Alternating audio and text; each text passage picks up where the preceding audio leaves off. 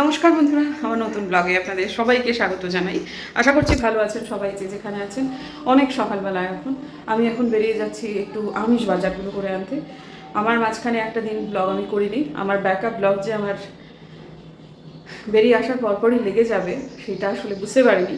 আমার নিজেকে ছুটি দেওয়ার খুব একটা ইচ্ছে ছিল না, কিন্তু আগের দিনের ব্লগে আপনারা যেটা দেখেছেন সেটার পরিপ্রেক্ষিতে আমার শরীরটা খুব খারাপ হয়েছিল। আমাকে যদি কালকের দিনটা ব্লগ করতে হতো আমার খুব কষ্ট হতো, কিন্তু যেহেতু ব্লগ কিছুটা হাতে ছিল সেহেতু আমি ব্যাপারটা কিছুটা সামলে নেওয়ার চেষ্টা ছিলাম এবং সেটা সামলে নিয়েওছি।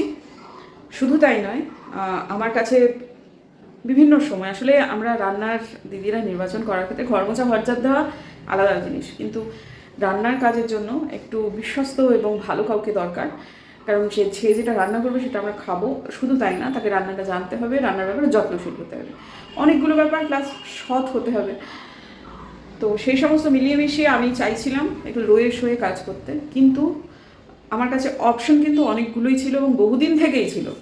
মানে মিনামাসি থাকাকালীনই আমাদের বাড়িতে আমাকে বহুজনে বলেছে, তাদের মধ্যে কয়েকজনকে তো আমি খুব ভালো করে চিনি, যে যারা খুব ভালো। এখন বিষয়টা হচ্ছে যে আলপনাদিকে আমি তারপর ছেড়ে দিয়েছিলাম, আলপনাদিকে বক্তব্যটা, যে তারপর আমি আলপনাদির উপরে নির্ভরশীল ছিলাম যে আলপনাদি যাকে বলবে, কারণ আলপনাদি আমাদের বাড়ির ধারা ভীষণ ভালোভাবে জানে, তো আলপনাদি যাকে বলবে তাকেই হয়তো বা রাখা হবে, এরকম একটা ব্যাপার। তো আলপনাদি এতগুলো লোকের মাঝখানে, আমাদের তো বাড়ির খুব কাছেই কাজের লোকেদের মানে হাব একদম বাগড়াকোটটা, ওখান থেকে সব ভোরবেলা 5টা থেকে যদি আপনি বসে থাকেন সকাল 10টা পর্যন্ত দেখবেন কয়েকশো মানুষ কাজে যায় সারা শিলিগুড়িতে। আলপনাদি তারপর একজনকেই রেকমেন্ড করেছে এবং খুব স্ট্রং রেকমেন্ডেশন, এবং অদ্ভুতভাবে ব্যাপারটা ঘটে গেছে যে এও এদিকে ছেড়েছে আর ও আলপনাদিকে ঠিক আগের দিনই বলেছে যে তার একটা বিশেষ বাড়ি, তারা বোধহয় এখান থেকে শিফট করে যাচ্ছে, তো তাদের যা কাজটা যেহেতু থাকছে না সেহেতু তুমি আমাকে একটা কাজ দাও। তা তখন আলপনাদি বলেছে, দেখো ও আমাকে কালকেই বললো আর আজকেই দেখো তোমার সাথে মানে এই ঘটনাটা হলো। তা আমি ঠিক আছে তাহলে তুমি দেখো। তা সে কালকে এসেছিল, সে সমস্ত কথা ফাইনাল করে চলে গেছে, আজকে থেকে সে আমাদের বাড়িতে আসার কথা। কালকের দিনটা আমার খুবই শরীর খারাপ ছিল, মানে ব্যাপারটা যখন ঠিক হয়ে গেল তখনও যেন মনে হচ্ছে যে মিনামাসি আবার আসবে, আবার রান্না করবে, এইসবগুলো আমার মনে হচ্ছিল। সত্যি কথা মায়া ভয়ঙ্কর ছিল ভদ্রমহিলার প্রতি, এখনও আছে, কিন্তু সেটা আর রাখা যাবে না, এবং সেটা একতরফা ছিল সেটা আমরা বুঝতে পেরে গেছি। আমার হাজব্যান্ড বারবার করে আমাকে এই কথাটা বলছে যে মায়া ছিল কিন্তু সেটা একতরফা ছিল। কী করে এটা সম্ভব আমি জানি না, মানে 4 বছর ধরে জানি না কী করে এটা সম্ভব, কিন্তু ঠিক আছে, সত্যের এলাও সহজে। এখন নতুন একজন আসবে আর এটাও ঘটনা, যা ঘটনা ক্রম বুঝতে পারছি, তাতে করে এটা ঈশ্বরেরই খেলা। এমন অদ্ভুত অদ্ভুত আবহ তৈরি হলো, এমন অদ্ভুত অদ্ভুতভাবে ব্যাপারটা ঘটলো, সব ঠিক হয়ে যায়। আপাতত কালকে আমি কোনো বাজারঘাট কিছু করতে পারিনি, সন্ধ্যেবেলা একটুখানি উঠতে পেরেছিলাম, আমার মনটা খুব খারাপ ছিল কালকে। তো এখন যাই হোক, তারপর কালকে সন্ধ্যেবেলা গিয়ে শুধু মাসকাবাড়িটা করে এনেছিলাম, পুরো সব দুটো একসাথেই করে আনতে বাবা বলে দিয়েছেন। তো চলুন তাহলে বেরোই। সকাল থেকে হচ্ছে চাঁদি ফাটা রোদ, ও হ্যাঁ বাবা গো কি রোদ। কোনো সবজিওয়ালা আসলে একটু দাঁড় করাবে, আর উপরে একদম কিচ্ছু সবজি নেই। তা আমাকে তখন যাই হোক ঠিক আছে। রোদ্দুরে বেরোলেই আমার একটা মাইগ্রেনের সমস্যা আছে, তাই জন্য আমাকে টোটোই নিতে হলো। তো সকালবেলায় এসে এই জায়গাটা দেখুন সবগুলো দোকান ঠিকঠাক খোলেনি, তবে আমার শ্বশুরমশাই মাসকাবাড়ি করেছেন, সে টাকাটা দেওয়া হয়নি, সেই জন্য মাসকাবাড়ির টাকাটা দিয়ে দিলাম হাতি মোড়ে, প্লাস একটু পাতা চা কিনলাম। আর মাসকাবাড়ি যখন আমার শ্বশুরমশাই দিয়েছিলেন তখন ওরা দুটো জিনিস দিতে পারেনি, তো সেটাও আবার আমাকে দিয়ে দিল, পোস্ত আর কি। তো এখান থেকে দূরত্ব সামান্য, ওই যেখানে আমি মাংস কিনবো আর ডিম কিনবো, তাও আমাকে টোটো নিতে হলো, কারণ নইলে আমি মাথার যন্ত্রণা একবারে কাবু হয়ে যাব। 15 দিন বাবা, তুই বাংলাদেশ যাবি, ওদিকেই বাড়ি না? হ্যাঁ দেশের বাড়ি গিয়ে উঠতাম। বাবা কি কি কিনলে গো? মেলা কিছু কিনলে? খালি পটল বাদে আর লাউ বাদে, মিষ্টি কুমড়া বাদে সব নিয়েছি। আচ্ছা ঠিক আছে। একটা গন্ধরাজ লেবু দিয়েছে তোমাকে, তুমি লেবু ভালোবাসো। শোকো শোকো বলো, গন্ধ কি সুন্দর গন্ধ, কি গন্ধ। বেলি ফুল, এই যে এখানে সন্ধ্যেবেলা এখানে আসলে বুঝতে পারবি, পাগলা হয়ে যাবি। সেই গন্ধ আলপনাদি আমার এখানে একটা দিয়ে লাগবে, তুলসী তুলসী আমি আরো লাগাতে পারছি না। এই গন্ধ শুকলে আবার পুজো দেওয়া যাবে না। আর এই যে দেখাতে নিয়ে এসছে লঙ্কা দেওয়া, লঙ্কা লঙ্কা। আরে ওই তো ওই দেখ, দেখতে পাচ্ছ এই যে ডিমে ডিমে কত লঙ্কা। ডালি লঙ্কা ধরেছে। ডালি খাসনি। ওপরে যে পরিমাণ আমাদের সূর্যমুখী যা চাগিয়েছে, তাতে করে আমাদের গোটা ছাদ শুধু সূর্যমুখী চাষ করতে হবে। নাচটা মানে কি অপূর্ব দেখতে লাগে, বাপরে। টব আনতে পারবো না জানো, আনতে হবে। যে এখনো 12টার মতো বাজেনি, রান্না বান্না শেষ, উপরেতে নিচেতে সব শেষ। এই যে আমাদের গাছের ডালে খাসিনি, কাঁচা লঙ্কা না খেললেই হতো আজকে। বাপরে বাপ, যা ঝাল এগুলো। আগের দিনের ব্লগে বলেছি মামুনির বাবার একটা দুর্ঘটনা ঘটে গেছে, তো যার ফলে মামুনি তো আসছে না। কালকে এসেছিল মামুনি, গলায় একটা গামছা দিয়ে, কি খারাপ যে লাগছিল মেয়েটাকে দেখে, না কি বলবো। তো যাই হোক, ওদের আজকে কাজ, অপঘাতের মৃত্যু যেহেতু, সে তো আজকে কাজ এবং ওদের নিয়মভঙ্গ আছে হচ্ছে বুধবার দিন। তো সেক্ষেত্রে ও বৃহস্পতিবার থেকে আবার নিয়মিত আসবে, সেরকমই তো বললো। তো যাই হোক, ঠিক আছে, আপাতত আসুক নিজের মতো করে। আমাকে তো আমার কাজগুলো করে নিতেই হবে। প্রত্যেক দিনই ঘর মোছা হচ্ছে, আলপনাদি ঘরটা ঝাড় দিয়ে দিচ্ছে, কিন্তু মুছছি আমি। তো এখন কি হয়েছে, আমার ওই যে বেড়াতে যাওয়ার আগে পর্যন্ত একটা ওই র্যাক টানতে গিয়ে আমার পায়ে খুব ব্যথা হয়েছে, সেই নিয়ে আমি নিক্যাপ পরে পরে ঘুরেছি। মানে এই যে পাহাড়ে বেড়াতে গেছি, তখন অতটা বুঝতে পারিনি, কিন্তু এখন আবার খুব ব্যথা করছে। তো টুপুরকে বললাম, মা এইগুলো একটু হলেও ভারী, চল বাবা একটু ছাদে নিয়ে চল। তা ও এলো। এমনি ও এখন প্রচুর কাজ করে। যারা আমার বহু পুরনো বন্ধু তারা জানেন টুপুর সমস্ত কাজ করতে পারে, শুধু ওই রান্না করা এবং কাটাকুটি ওগুলো বাদ দিয়ে। তো সেগুলোও এখন ওকে শুরু করা হয়েছে। আর ওর কাজের পারিপাট্য কিন্তু দারুণ। মানে ও যদি কাজ করে, মানে তাবড় কাজিয়েরা কিন্তু ফেল মেরে যাবে। ওর গোছানো, ওর ঝাড়া, মানে এত নিখুঁত কনসেন্ট্রেশন দিয়ে করে, মানে ওর স্যুটকেস গোছানো দেখলে আপনারা সত্যি অ্যাপ্রিসিয়েট করবেন। মানে আমার নিজের মেয়ে বলে বলছি না। তো যাই হোক, ঠিক আছে, কাজ তো করলো। তারপরেতে দেখলাম এই যে এটা হচ্ছে নাস্টাশিয়া, মানে এগুলো হচ্ছে সানফ্লাওয়ার। তারপর এই ল্যাভেন্ডারটা ঠিকঠাক গজাচ্ছে না, আমি জানি এটা একটু ডিফিকাল্ট, কিন্তু তবুও যাই হোক মুখ দেখা দিয়েছে। আর পদ্ম গাছটাকে দেখতে এসে দেখলাম একটা, প্রথমে ভাবলাম মরেই গেছে, আবার সেই একটা কি বলে ওর নাম, পায়রা। তারপর কি যে খারাপ লাগছিল, যে বাবা তোরা কেন এরকম করিস, আমার পদ্ম গাছগুলোর ওপর দাগ লেগে যায়, দুষ্টুমি করতে আসিস, চতুর্দিকে জল রেখে দেওয়া হয়, তাও এরা কিছুতেই খাবে না, ওখান থেকেই গুজবে। তারপর যখন কাছ থেকে গেলাম গজর গজর করতে করতে, খারাপ লাগছিল, তখন দেখছি বেঁচে আছে এবং যেরকম ছটফট করছে, বেশিক্ষণ থাকবে না কিন্তু। তা আমি মানে সঙ্গে সঙ্গে চিৎকার শুরু করলাম, আলপনা দি, আলপনা দি, আলপনা দি। আলপনাদের নিচে তখন একটা কিছু করছিলাম, বললাম যে অবস্থায় আছো সে কাজ ফেলে রেখে এক্ষুনি এসো, কারণ যদি 5 মিনিটের মধ্যে এটাকে না সরানো হয় এটা কিন্তু মরে যাবে। তা আলপনাদি এলো এবং এসে, মানে এই কাজটা আমি করতে পারতাম না, ওটা আলপনাদি করলো এবং পাখিটা বেঁচে গেল।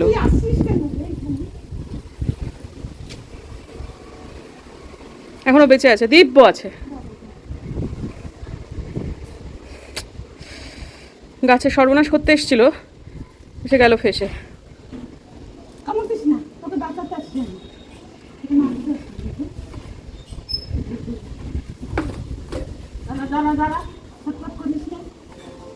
ঠোঁটটা আটকে গেছে।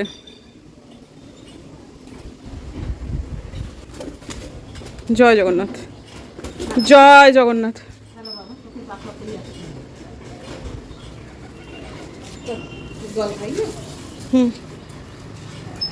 জয় জগন্নাথ।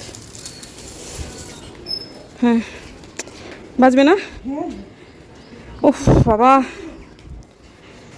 বাবা গো, জয় জগন্নাথ।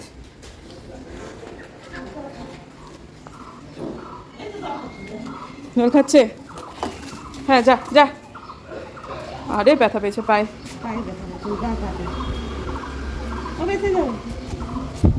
উঠতে পারবে?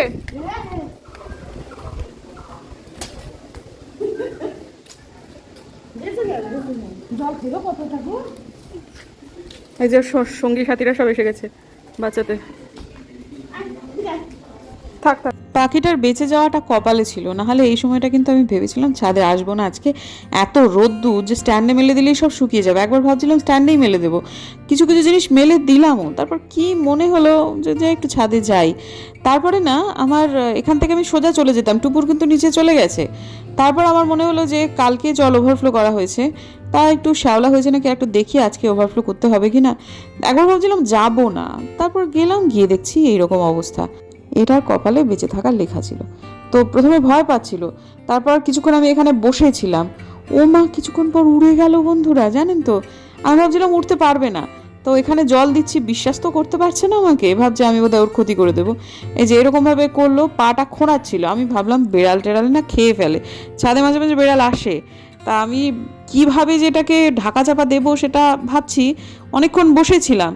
বসে তারপর যখন উড়ে গেল, মানে উড়ে গিয়ে বসলো হচ্ছে আমাদের ওই ফ্ল্যাটের কার্নিশে। তো এখানে যে আমার সঙ্গী সাথীরাগুলো সব চলে এসেছে, ফ্ল্যাটের কার্নিশে উড়লো, ওই অবধি আমি দেখলাম। তো ওই অবধি যখন উড়ে যেতে পারলো তখন বাকিটাও সে পারবে। তো ভালো লাগছে, পাখিটা প্রাণে বেঁচে গেল। আর কিছুক্ষণ যদি আমি দেরি হতো তাহলে কিন্তু পাখিটা মারা যেত, হার্ট ফেল করতো। তো এই পাখি বৃত্তান্ত করতে গিয়ে আজকে আমার কাজে একটু দেরি হলো। তো ঘর তো মুছতেই হবে, প্রত্যেক দিনই মুছছি, বিশেষ করে গোপাল আছে যখন, আমার গপু থাকলে তো একটুখানি ঘর ফর মুছতেই হয়। তবে আলপনা দি ঘরটা ঝাড় দিয়ে দিয়েছিল, তো যখন আমি ওই হাঁক ডাক করছিলাম তখন নিচের ঘরগুলো আলপনা দি ঝাড় দিচ্ছিল। তো এখন এই ঘরটা আমি মুছে নিই। আজকে আমি টুপুরকে বলেছি যে বাবু আমি আজকে কিছুটা মুছবো, আর বাকিটা কিন্তু তুমি মুছবে। মোছা কাজটা দেখুন, এগুলো এমন কিছু কঠিন কাজ নয়, আরামসে অনায়াসেও করতে পারবে। কিন্তু কি জানেন তো, সব কাজই যত ছোট কাজই হোক সেগুলো একটু শেখাতে হবে। তো আজকে আমি বলেছি যে আমি ওই দুটো ঘর মুছবো, তোমার বেডরুমটা আর কম্পিউটার রুমটা তুমি কিন্তু মুছবে। তা ও কোনো কাজেতেই কোনোদিনও কখনো না বলে না, কাজ করতে পছন্দও করে, কুঁড়ে খুব একটা নয়। তবে একটু আজকে যেন মনে হচ্ছিল, যখন বন্ধুদের সাথে কথা বলছিল তখন এই কাজটা একটু পরে করলেও হতো। আমি বললাম না, এক্ষুনি করো, এক্ষুনির কাজ এক্ষুনি করো। তো যথাসময়ে কাজটা সে করে দিল। তো তারপরে যাই হোক, শেখাতে হবে। আসলে কথাটা হচ্ছে, বাচ্চাদের তো প্রতিবন্ধী তৈরি করলে চলবে না। ভালো করে লেখাপড়া শেখালাম, সে প্রচুর পরিমাণে উপার্জন করলো, এদিকে কাজের লোক না আসলে ধুতরো ফুল দেখবো চোখে, ওটা একদম প্রতিবন্ধী একটা ভাবে বাচ্চাদের তৈরি করা। বেঁচে থাকার জন্য যে জিনিসপত্রগুলো লাগে সেগুলো বাচ্চাদের শেখাতেই হবে। হ্যাঁ, এটা ঘটনা যে তারপর তারা যখন জীবনে সফল হয়ে যাবে তখন তারা ইনকাম যখন করবে, ইনকাম জেনারেট করবে। সব কাজ সংসারের একেবারে পরিপাটি করে তবে তারা কাজে যাবে, ওটা হয় না, ওটা তারা করতে পারবে না। কিন্তু অ্যাটলিস্ট জানবে তো। আমি যদি কাজ না জানি, আমি কাজের লোকদের নিজের মতো করে চালনা করতে পারবো না, এটা একেবারে জ্বলন্ত সত্যি কথা। পরীক্ষার পর থেকে টুপুরের জামা কাপড় টুপুর নিজের কাছে, মামনিকে টুপুরের জামা কাপড় কাচতে দেওয়া হয় না। খাবার যে খায় তারপর বাসনপত্র নিজে মাজে, মানে ওর নিজেরটুকু নিজে মেজে নেয়। হ্যাঁ, ওর রান্নাটা শেখাতে হবে। আমার শাশুড়ি মা একজন প্রতিনিধি রেখে গেছে, আলপনাদি, তো তাকে বেশ কন্ট্রোল করছি আমি বটে, যে না এখন তো শেখাতেই হবে। তো চা ম্যাগি এই সমস্তগুলো করতে পারে, কিন্তু ওর একটু কুকিংয়ের ব্যাপারে একটু ভীতি রয়েছে, আগুন টাগুনের ব্যাপারে। ছোটোবেলায় একবার হয়েছিল, ওই 2013 সালে ওর চোখের সামনে না আগুন ধরে গেছিলো। এখন আমাদের ফ্রিজের যে প্লাগটা, তখন সেখানে ফ্রিজ ছিল না, তখন আমাদের ওপর নিচ মিলিয়ে একসাথেই খাওয়া দাওয়া হতো, যার ফলে আমাদের ওপরে ফ্রিজের প্রয়োজন ছিল না। সেই জায়গাটা একটা খুব সস্তা চার্জার না জ্বলছিল, সেখান থেকে আগুন লেগেছিল বিভৎসভাবে, দাউ দাউ করে একেবারে। তখন ও কম্পিউটারে বসেছিল, তো সেই যে আগুনটা দেখেছিল সেই একটা ভীতি ওর সমানে রয়েছে। তো এখন এই যে ডগাটা ধরে মুছছে, আমি বলছি যে মা ডগা ধরে মুছিস না, তাতে স্ট্যান্ডের ওপর চাপ পড়ে এবং তোর মোছাটাও ভালো হচ্ছে না। তো সেটা একটু এড়ে এড়ে তর্ক করছে। আর ও যতই এড়ে তর্ক করুক, মানে ও যতই মানে পাকাল মাছ হোক, আমিও তেমন ছাই চেপে ধরবই। মানে কিছু কিছু জায়গায় না আমি একটু স্ট্রিক্ট, কিন্তু যে না তোমাকে এটা করতে হবে, মানে তোমাকে করতে হবে, পৃথিবী এদিক থেকে ওদিক হয়ে যাক, তোমাকে করতে হবে। তো কিছু কিছু জিনিস ও আমাকে মেনেও চলে। তবে হ্যাঁ, একটু তো প্রতিবাদ করবে যে এটা করলে কি হয়। আমি বলছি মা এই অ্যাঙ্গেলে ধর, এরকম করে কর, তোর কাজটা করতে সুবিধে হবে। যদি না করি, যদি না ধরি, যদি আমি এইভাবে করে করতে পারি কর। তারপরে যখন অসুবিধে হচ্ছে তখন আমি বললাম দেখ, এটা তাড়াতাড়ি মানে কাজ করলেই তো হলো না, কিভাবে করলে তুমি খুব সুন্দরভাবে পরিপাটি করে অল্প পরিশ্রমে তথা অল্প সময়ে কাজটা করে নিতে পারবে, সেটাও তো তোমাকে বুঝতে হবে। তা অবশ্যই এটাও ঠিক, যতই ছোট কাজ হোক প্রত্যেকটা কাজই পরিপাটি করে করতে গেলে তাকে নিয়মিত কাজটা করতে হবে। আমি একদিনে একেবারে ওস্তাদ হয়ে যেতে পারবো না, যত সামান্য কাজই হোক না কেন। আমি ওকে বললাম, এই যে মামুন দিদি এত এত জামা কাপড় এত সুন্দর কেচে ফেলে এত অল্প সময়ের মধ্যে, কারণ এই কাজটাও বহুদিন থেকে করছে এবং এক নাগারে করছে। হ্যাঁ, সব কিছুরই যত ছোট কাজই হোক না কেন সেটা একটা কাজ, কেউ তো চুরি করছে না। এইটুকুটুকু কাজ কিন্তু মামাম তোমাকে করতেই হবে, শিখতেই হবে। বেঁচে থাকার জন্য যতটুকু কাজ তোমার দরকার, ধরো তোমার কেউ কাজের লোক এলো না, তাহলে তুমি কি না খেয়ে থাকবে নাকি ফাস্টফুড খাবে? নিশ্চয়ই তোমাকে রান্নাটা করে নিতে হবে। তো তোমার ঘরদোর ভীষণ অপরিচ্ছন্ন হয়ে রয়েছে, কেউ একজন আসবে, ঘন্টাখানেকের মধ্যে তারা আসবে, তা তুমি কি করবে? তুমি কাজের লোক কখন আসবে গালে হাত দিয়ে অপেক্ষা করবে? নিশ্চয়ই কাজটা তোমাকে করে নিতে হবে। করতে তো ভাই হবেই, বেঁচে থাকতে গেলে কাজকর্ম করতে হবে। তো যাই হোক, এখন আবার তার একটু স্কিন কেয়ার চলছে। আমার মেয়েটা আমার মতো করেই, জানেন তো, ন্যাচারাল জিনিসপত্র দিয়ে স্কিন কেয়ার করেন, তাতে স্কিনটা কি ভালো হয় জানেন। এটা হচ্ছে ওই চালের গুঁড়ি আর দুধ, এ দুটো মিশিয়ে দিয়েছে, তাতে করে এটাই ও মাখে। আমিও যেটা মাখি ও সেটাই মাখে, তবে জায়গাগুলো ঠিকঠাক করে পড়েনি, মানে ভীষণ মোটা মোটা করে দিয়েছে। তা আমি বললাম এইটা করেই কিন্তু তুই স্নানও করবি, মানে ওই আর কি ভালো সারা বডিতে। তো বললো ঠিক আছে। তো আপাতত মুখেই মাখিয়ে দিই ভালো করে, তারপর ও বাথরুমে গিয়ে নিজের মতো করে করবে। নিজেই মাখতে পারে, তাও ওই আর কি, যতই হোক সন্তান তো, এরকম করে একটু বুলিয়ে বুলিয়ে দিতে ভালোই লাগে। শুভ সন্ধ্যা বন্ধুরা। আগের দিনের ব্লগে আমি বলেছিলাম যে আমি সেখান থেকে কী কী কিনেছি, এত লাফিয়ে লাফিয়ে যে এত কিছু কিনলাম, সেগুলো কি কিনেছি সেগুলো আপনাদেরকে দেখাবো। আগের যে ব্লগটা হয়েছিল সেটাতে দেখানোর মতো অবস্থা আর কি, মানসিক অবস্থায় ছিলাম না। প্রথমে দেখিয়ে দিই, আগের দিনের ব্লগে আপনারা যেটা দেখেছেন যে আমার মেয়ে উপহার হিসেবে আলপনাদিকে একটা দিয়েছে চাবি রিং, এবং আমার শ্বশুরমশাইকে একটা দিয়েছে। তার অতিরিক্ত একটা চাবি এখানে আছে। তো যেগুলো কালকে, যেহেতু আজকে আমি কী কী কিনেছি সেগুলো আমি দেখাচ্ছি, সেহেতু ওই ক্লিপিংটা ছোট্ট করে এখানে একটু জুড়ে দিচ্ছি, তারপর এখানে সাজিয়ে গুছিয়ে নিয়ে বসেছি, সেগুলো দেখাচ্ছি। এগুলো আগের দিনের ক্লিপিং যেগুলো আপনারা দেখেছেন। এই যে 3টে চাবির রিং, এই 3টে চাবির রিং টুপুর কিনেছে। তার মধ্যে আলপনা দিকে কোনটা দেবে সেটা বুঝতে পারছিল না।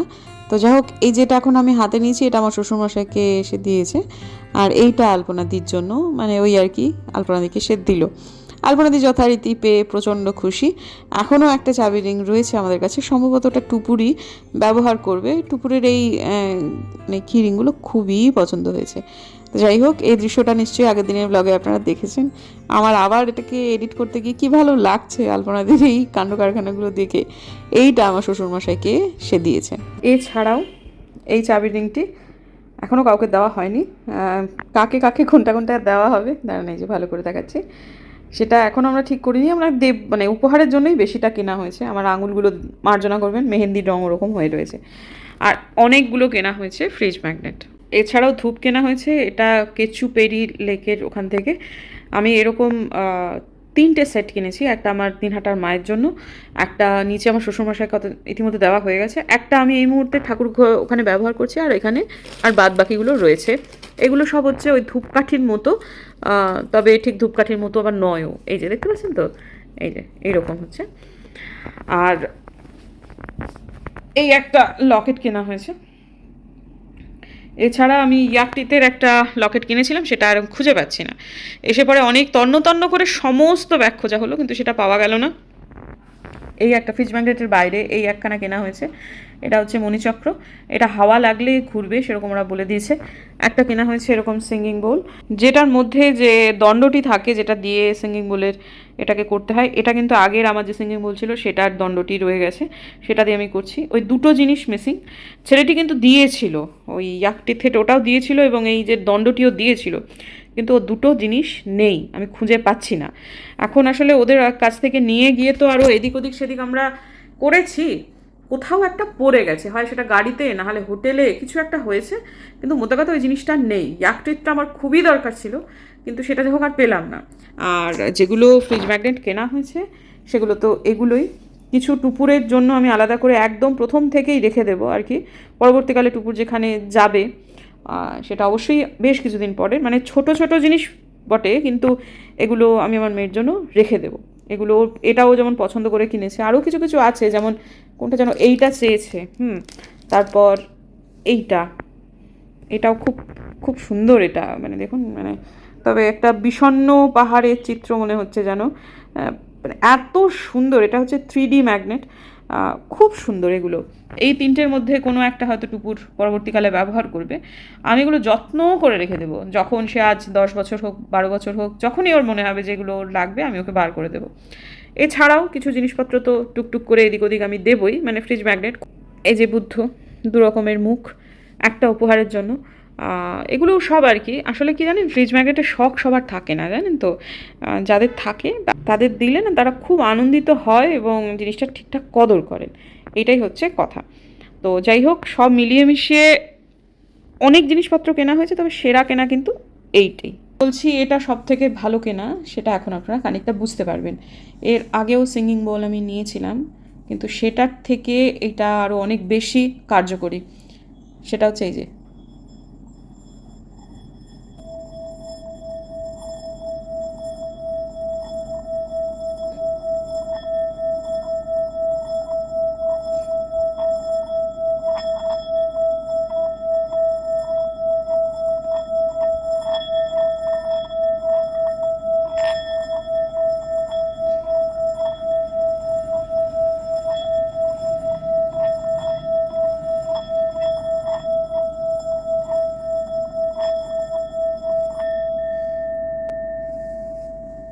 এটাকে এইভাবে মেরেও ঘোরালে হয়, কিন্তু এটা রিল্যাক্সেশনের জন্য এই মিউজিকটা ভীষণ কার্যকরী। মানে যারা এটাকে এক্সপিরিয়েন্স করেছেন তারা জানেন। আমি এই প্র্যাকটিসটা করতে চাই আসলে।